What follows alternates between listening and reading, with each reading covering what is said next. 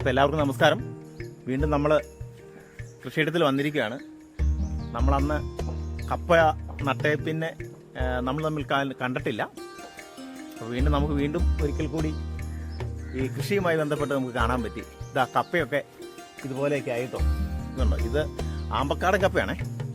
ഇതാണ് നമ്മളന്ന് ചെറുതായിട്ട് മുറിച്ച് നമ്മൾ ആസൂത്രിതമായിട്ട് നട്ടതാണ്. അതിൽ നല്ല നല്ല രീതിയിൽ കപ്പ കയറി വന്നു കേട്ടോ. ഇതുണ്ടോ, ഇതാണ് ഇത് ആമ്പക്കാടൻ. ഇത്രയായി, നമ്മളെക്കാളൊക്കെ വലിയതായി കപ്പ, ഇത്രയും പൊക്കത്തിലായി. ഇതിൻ്റെ ഇടയ്ക്ക് 2 പ്രാവശ്യം നമ്മൾ വളം ചെയ്തേ. 2 പ്രാവശ്യം വളം ചെയ്തെന്ന് പറഞ്ഞു കഴിഞ്ഞാൽ പ്രാവശ്യം യൂറിയാണ് നമ്മളിട്ടത്. 50 ഗ്രാം വെച്ച് ഒരു ചോറിന് 2 പ്രാവശ്യം ഇട്ടു. അപ്പം നമ്മൾ ഈ കപ്പ നട്ട് കഴിഞ്ഞപ്പോൾ തന്നെ നമ്മൾ ഈ പ്ലാസ്റ്റിക് കൊണ്ട് ഇതിൻ്റെ ആ കപ്പയുടെ ഉടലെന്നാണ് പറയുന്നത്. അപ്പോൾ ഇതിങ്ങനെ നന്നായിട്ട് നമ്മളങ്ങ് മൂടി വെച്ചേക്കുവാണേ. ഇതുണ്ടോ, അപ്പോൾ ഇപ്പോൾ എലിയൊന്നും വന്നും മാന്തില്ല. അതുപോലെ തന്നെ ഒരുപാട് കളയുണ്ടാവില്ല, അല്ലെങ്കിൽ കാട് കയറി കപ്പ. ഒരു 3 മാസം കൊണ്ട് നമുക്കിതുപോലെ കപ്പ ഇത്രയും വലുപ്പമായി കേട്ടോ. നല്ല ഭംഗിയായിട്ടുണ്ട്.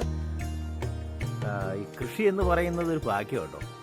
നമുക്ക് എപ്പോഴും അനുകൂലമായി കിട്ടണമെന്നില്ല. എന്നാലും നമുക്ക് വലിയ ദോഷമില്ലാത്ത രീതിയിൽ ഈ പ്രാവശ്യം വന്നിട്ടുണ്ട്. ഈ ഏറ്റവും പേടിക്കേണ്ട ഒരു സാധനം എന്ന് പറയുന്നത് കാട്ടുപന്നിയാണ്. കാട്ടുപന്നി എന്താ ഇവിടെയൊക്കെ ധാരാളം ഉള്ളതാണ്. എന്താണ് നമ്മുടെ ഭാഗത്തേക്ക് വന്നില്ല. വന്നാൽ നമ്മൾ അതിനെ തടയാനുള്ളൊരു മാർഗമൊക്കെ സ്വീകരിച്ചിട്ടുണ്ട്. നമുക്ക് കാണിച്ചു തരാം അത്.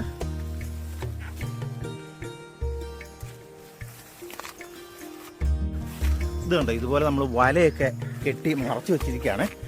ഇങ്ങനെ മൊത്തത്തിൽ അങ്ങ് നീളം അങ്ങേറ്റം വരെ വലയിട്ടിരിക്കുകയാണ്. അപ്പോൾ അതുകൊണ്ട് പന്നി വന്നാൽ ഇങ്ങനെ കയറില്ല. ഉള്ളത് ഇതാണ് സുഹൃത്തെ, നമുക്ക് എലി വന്ന് ഇങ്ങനെ മാന്തി എടുത്തിട്ടുണ്ടേ. ഉള്ള കപ്പ അവൻ ഉണ്ടോ, അവൻ കപ്പ മാന്തി എടുത്തിട്ടുണ്ടേ. അവന് നമുക്ക് പണി കൊടുക്കണം. ഈ പ്ലാസ്റ്റിക് ഇട്ടതുകൊണ്ട് നമുക്ക് അവൻ അടിയിക്കര വന്നത് കണ്ടില്ല. ഉണ്ട് ഇങ്ങനെ മൊത്തം ഞാൻ പ്ലാസ്റ്റിക് ഇട്ടേക്കുക. പക്ഷെ എന്നാൽ ഈ എലി എങ്ങനെ എൻ്റെ അകത്തോടെ അടിയിക്ക കയറുമെന്ന് നമുക്ക് പ്രതീക്ഷിക്കാൻ പറ്റില്ല. അതൊരു ശരിയായിരിക്കും. ഉണ്ടേ, നമുക്ക് എലിക്ക് എന്തെങ്കിലും ഒരു പ്രതിവിധി നമുക്ക് വെച്ച് കൊടുക്കണം, അല്ലെങ്കിൽ ശരിയാവില്ല. ഉണ്ട്, ഇതൊക്കെ നല്ല സൂപ്പർ കപ്പ കേട്ടോ. ഇത് ആമ്പക്കാരനല്ല, ഇത് പാലാച്ചുള്ളിയാണേ. പാലാച്ചുള്ളി അനക്കപ്പെട്ടൊരു കപ്പയാണ്. എന്തായാലും നല്ല കപ്പയല്ലേ. എനിക്ക് കൃഷി എന്ന് പറയുന്നത് ഭയങ്കര സന്തോഷം തരുന്നൊരു സാധനം. അപ്പോൾ അതുകൊണ്ട് എനിക്ക് എന്നും ഇത് വന്ന് കാണും, നോക്കുകയൊക്കെ ചെയ്യണം. അപ്പോൾ ഈ ജോലി തിരക്ക് കാരണം 1-2 ദിവസങ്ങളിൽ എനിക്ക് വരാൻ പറ്റിയില്ല. അപ്പോൾ അതുകൊണ്ട് കുറച്ച് ശ്രദ്ധ കിട്ടിയില്ലേ. കുഴപ്പമില്ല, നമുക്കിനി സമയമുണ്ടല്ലോ. അപ്പോൾ ഇനി നമുക്ക് അടുത്ത വളപ്രയോഗം ചെയ്യാനായിട്ട് നമുക്ക് നോക്കാം.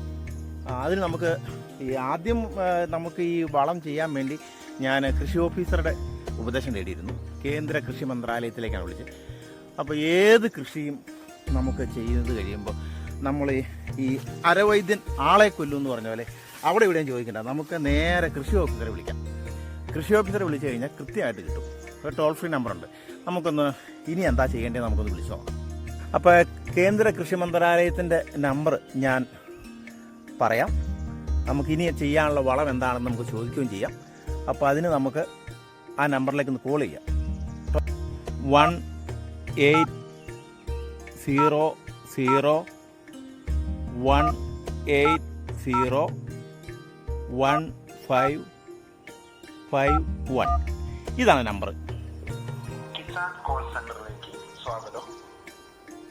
ഈ കോൾ പരിശീലനത്തിനും ഗുണനിലവാരം മെച്ചപ്പെടുത്തുന്നതിനായും റെക്കോർഡ് ചെയ്യപ്പെടുന്നതാണ്.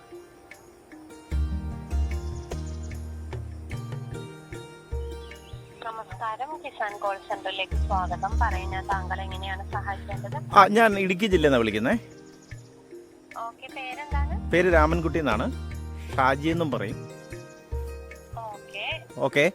നമ്മളിപ്പോൾ കപ്പ കൃഷി ചെയ്തതിന് ശേഷം 2 പ്രാവശ്യം വളം ചെയ്തു. യൂറിയയും പൊട്ടാഷ്യം കൂടെ മിക്സ് ചെയ്ത് 50 ഗ്രാം വീതം ഇട്ട്. ഇപ്പോൾ 3 മാസമായി. ഇനി നമുക്ക് ഏത് വളമാണ് പ്രയോഗിക്കേണ്ടത്? ഇപ്പോൾ കപ്പ നല്ല ആരോഗ്യത്തോടെയാണ് പോകുന്നത്, കുഴപ്പമൊന്നുമില്ല.